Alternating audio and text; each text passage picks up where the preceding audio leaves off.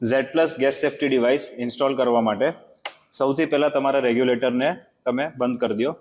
બંધ કર્યા પછી જે પાઇપ છે એને બહાર આવી રીતે કાઢી લ્યો. પાઇપને બહાર કાઢ્યા બદલ આ રેગ્યુલેટરને સિલિન્ડરથી અલગ કરી અને આ ઝેડ પ્લસ ગેસ સેફ્ટી ડિવાઇસની પાછળ એક નટ આપેલો છે. આ નટને થોડોક લૂઝ કરો. આ લૂઝ કર્યા પછી આને પ્રોડક્ટને તમારે આવી રીતે રેગ્યુલેટર ઉપર ફિટ કરવાની છે. ફિટ કર્યા પછી આ નટને પાછો ફરી ટાઈટ કરવાનો છે. નટ ટાઈટ કરવાથી આ પ્રોડક્ટ જે છે એ રેગ્યુલેટર ઉપર એકદમ ટાઈટ બેસી જશે, જેના પછી અહીંયાથી કોઈ દિવસ નીકળશે નહીં.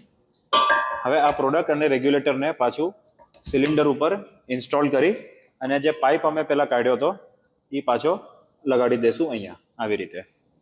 હવે આખી પ્રોડક્ટ જે છે ઇન્સ્ટોલ થઈ ગઈ છે. હવે અમે રેગ્યુલેટરને ઓન કરશું. રેગ્યુલેટરને ઓન કર્યા પછી ડાયરેક્ટલી તમારી સપ્લાય સ્ટાર્ટ નહીં થાય. સપ્લાય સ્ટાર્ટ કરવા માટે આ રિલીઝ બટનને 3 થી 4 વાર પુશ કરવું પડશે. આ પુશ કર્યા પછી આ સપ્લાય જે છે તમારી સ્ટાર્ટ થઈ જશે.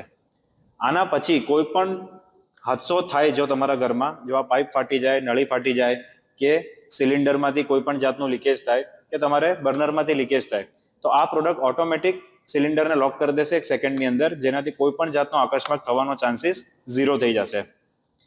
જ્યારે તમારા ઘરમાં નવું સિલિન્ડર આવે ત્યારે ફરી પાછી આ પ્રોસિજર જે છે તમારે રિપીટ કરવાની છે. કાંઈ કરવાનું નથી, તમારે ફક્ત ખાલી રેગ્યુલેટરને અલગ કરી જ્યારે નવું સિલિન્ડર ઘરમાં આવે એઝ ઇટ ઇઝ નવા સિલિન્ડર ઉપર તમારે આને બેસાડી દેવાનું છે. રેગ્યુલેટર ઓન કરવાનું છે અને ઓન કર્યા પછી ફરી 3 થી 4 વાર આને પુશ કરવાનું છે. પુશ કર્યા પછી તમારી સપ્લાય સ્ટાર્ટ થઈ જશે. જો સપ્લાય સ્ટાર્ટ ન થતી હોય તો ફરી બર્નરને બંધ કરી અને 3 થી 4 વાર તમે એક્ટિવેટ કરશો તો સપ્લાય સ્ટાર્ટ થઈ જશે. Thank you.